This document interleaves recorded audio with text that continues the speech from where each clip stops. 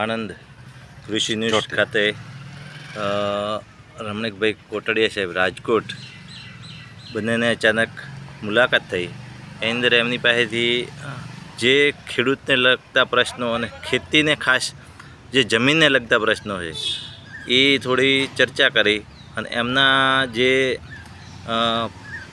પ્રતિભાવ છે ખૂબ જ અનુકૂળતા પ્રમાણે અને એમનો જે સ્પોર્ટ છે એ પોતે ખૂબ જ સારો એવો આપ્યો કે દરેક જગ્યાએ વિના મૂલ્યે આવું દરેક ખેડૂતને સગવડ મળી રહે એના માટે વધુ ખેડૂત પોતે જાતે જ આવા વિડીયો જોઈ અને આવી માહિતી લઈને અને જાતે જ પગભર થાય અને પોતાનો જે કિંમતી સમય અને ખર્ચો એ સંપૂર્ણ બચે એના માટે રમણીકભાઈ કોટડિયાનો ખૂબ જ સારો પ્રયાસ છે અને ખેડૂતો માટે ખરેખર ખૂબ જ ફાયદાકારક ને આનંદની વાત છે કે જે આ માણસ નિસ્વાર્થ ભાવેથી કોઈપણ રૂપિયાનો ખર્ચ લીધા વગર સતત કાર્યશીલ અને ખેડૂતો માટે મહેનત કરે છે એ બદલ ખરેખર રમણીકભાઈનો ખૂબ ખૂબ આભાર.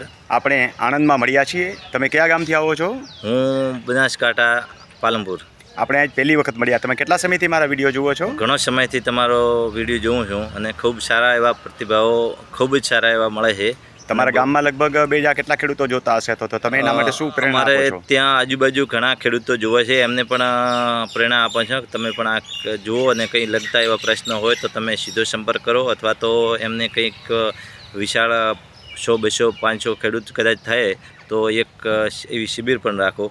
એવું પણ માહિતી આપણે તમને જે મેં વાત કરી કે તમારા ગામની અંદર અમારે રાજકોટની આજુબાજુ હોય ને 50 કિલોમીટર સુધી તો 50 ખેડૂતનો આગ્રહ રાખું, પણ 150-200 કિલોમીટર દૂર જવાનું હોય તો એમ કહું કે મિનિમમ 200 ખેડૂતો 100 ખેડૂતો હોવા જોઈએ.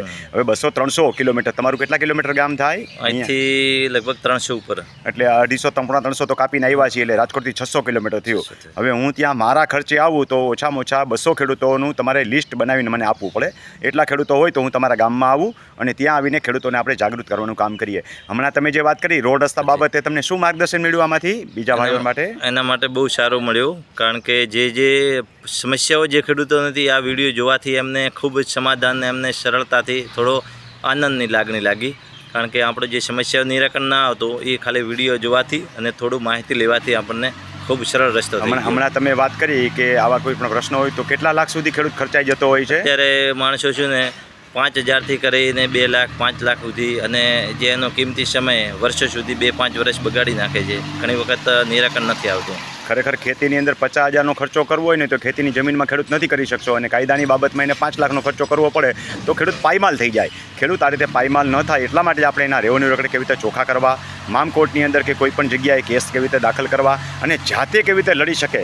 મારા તાલીમ કેમ્પની અંદર હું ખેડૂતોને જ્યાં ગામમાં સેમિનાર હોય એમાં સામાન્ય બાબતો બધી શીખવીને આવું છું. તાલીમ કેમ્પ દરમિયાન જે 3 દિવસ હોય છે, પ્રથમ દિવસની અંદર આવા કોઈ પણ ક્રિટિકલ પ્રશ્નો હોય પોતાની ફાઇલ ચેક કરવી તો આગલા દિવસે બોલાવું છું. એમાં એડવોકેટ મિત્રો પણ ઘણા બધા આવતા હોય છે. બીજા દિવસે રેવન્યુને લગતી રૂટીન બાબતો હોય લગભગ 25-30 બાબતો શીખવાડું છું, અને એટલી જ ખેડૂતોને જરૂર પડતી હોય જેમ કે વારસાઈ દાખલ કરવી, હયાતીમાં હક દાખલ કરવા, રોડ રસ્તાના અધિકાર દાખલ કરવા, અન્ય હકોની નોંધ દાખલ કરવી, બોજા મુક્તિ વગેરે, સોલ્વન્સી સર્ટિફિકેટ, બારપણાનો દાખલો, આવી બધી ઘણી બધી બાબતો છે જે રૂટીન કહેવાય એ બધી શીખવાડું છું. ત્રીજા દિવસે કોઈ અઘરા બાબતો હોય જેમાં વકીલ રાખવાની જરૂરિયાત ઊભી થતી હોય તો ખેડૂતને વકીલ ન રાખવા પડે.